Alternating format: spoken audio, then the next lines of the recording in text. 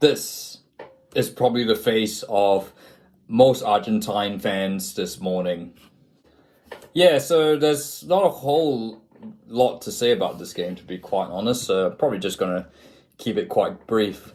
Look, firstly, as I said in last week or the week before, that with France playing South Africa, New Zealand playing Ireland, and of course on one side, and then Wales playing Argentina, and England, Fiji on the other side of the quarterfinals.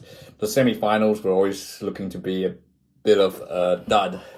Of course, we'd still have England, South Africa, although I'm not particularly hopeful that that's going to be much of an exciting game. England, South Africa games generally in the past have been pretty terrible games, to be honest.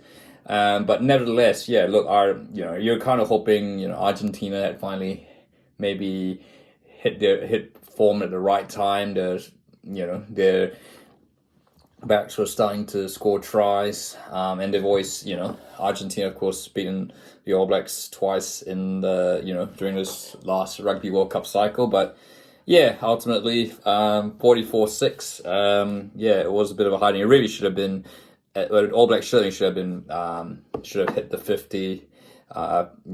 If Richie Mo'unga hadn't been that selfish. But I mean, that's kind of we're really nitpicking there, aren't we? And by the way, if Richie Mo'unga had passed, noticed Will Jordan was out on the right, Will Jordan would have tied Joe Lomu for 4 tries. So I guess, at least Richie Mo'unga is not the Crusaders next season. So, but yeah, look, what can I say? Look, it's the All Blacks were dominant. Look, it looked like Argentina looked sprightly right from the start. They had a lot of time with the ball in hand, but the All Blacks defense was just really, really too solid. And really, the discipline was incredible. I mean, apart from that little moment with Scott Barrett late on, but of course the game by then was up by then. Maybe just kind of a bit of match practice, a bit more match practice, I should say, for the All Blacks if they were to, ahead of the final against South Africa or England, if they had to go down to 14 men. Because, of course, as you remember,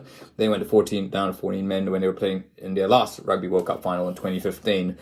So we dominated. Scrum was good. Breakdowns were, immense. And, like I should say, the scrums, we absolutely dominated Argentina, which normally is a thing that Argentina would be very proud. So look, it was pretty much a very lopsided show, and I mean, the game was pretty much up at halftime, and the All Blacks just really continued the business form, and I guess are the All Blacks now sort of like are they sort of like one of those teams, they're just so good that even when they're not, they just can't seem to go away.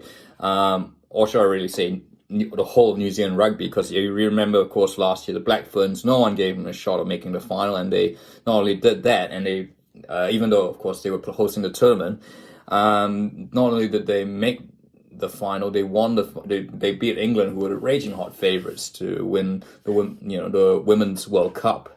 So I guess is New Zealand now that sort of like that nagging team? I mean, what other teams can you think of who, they always just seem, they might not be as good as they might have been. People, maybe the Houston Astros as we speak, they're playing the Texas Rangers, the New England Patriots. I mean, there's not a whole lot of sports teams certainly who can boast that amount of dominance that, even when they're down, they're still, when push comes to shove, the All Blacks still get it done. They did that against Ireland. Ireland still have not made out of the quarterfinals, and they did against Argentina, who's beaten them twice. So it's funny. It's a weird thing to say though, because I guess I certainly remember when back in the day when the All Blacks, when winning a Rugby World Cup was a bit of a poison challenge for the All Blacks, and we seem to keep winning games in between the Rugby World Cup years, but we just never seem to figure out how to win a Rugby World Cup quarterfinal or semi-final. So it's certainly a nice feeling. And look, we just have to see. Look, I'm not really going to talk about the final until we see what happens tomorrow. So look, I would like to hear your thoughts on the All Blacks Argentina game, and yeah, I guess not really a whole lot to say. I mean, other than it was pretty much, I guess it was near perfect, or just Argentina really that bad. So look, if you like this video, feel free to like and don't forget to subscribe.